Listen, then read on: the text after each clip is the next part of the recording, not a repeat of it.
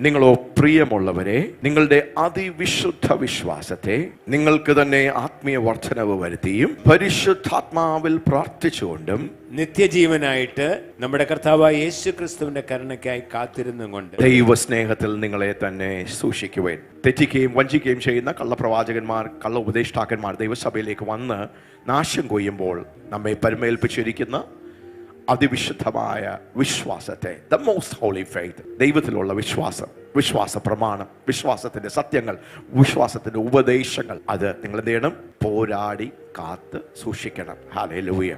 ദൈവം നമുക്ക് തന്നിരിക്കുന്ന വിശ്വാസം, വിശ്വാസത്തിലുള്ള നീതീകരണം, വിശ്വാസത്തിലുള്ള ശുദ്ധീകരണം, വിശ്വാസത്തിലുള്ള തേജസ്കരണം. ഹല്ലേലൂയ.